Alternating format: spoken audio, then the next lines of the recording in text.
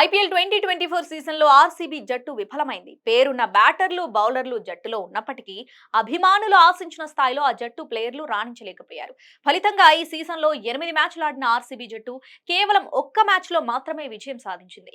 7 మ్యాచ్లలో ఓటమి పాలైంది. ఈ సీజన్లో పాయింట్ల పట్టికలో కేవలం 2 పాయింట్లతో చివరి స్థానంలో ఆర్సీబీ నిలిచింది. సాధారణంగా లీగ్లో 16 పాయింట్లు సాధించిన జట్లకు ప్లే ఆఫ్స్ చేరేందుకు అవకాశం ఉంటుంది. ఒక్కోసారి 14 పాయింట్లతోనూ మొదటి స్థానంలో నిలవచ్చు. ఒక్కో జట్టు మొత్తం 14 మ్యాచ్లు ఆడాల్సి ఉంటుంది.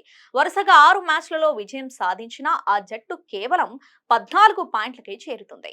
ఇక ఆర్సీబీ జట్టుకు అదృష్టం కలిసొచ్చి మిగతా 6 మ్యాచ్లలో విజయం సాధించి టాప్ 4లో నిలిచే జట్టులోకి వెళ్తే అది కూడా టాప్ 4 కు చేరిన మిగిలిన టీంలు ఆర్సీబీ రన్ రేట్ కంటే వెనుకబడి ఉంటే ప్లే ఆఫ్స్ కు చేరే అవకాశం లభిస్తుంది. ప్రస్తుతం RCB run rate -1.046 run rate మెరుగుపరుచుకోవాలంటే ఆర్సీబీ ఆడబోయే అన్ని మ్యాచ్లలోనూ భారీ విజయాలు సాధించాలి.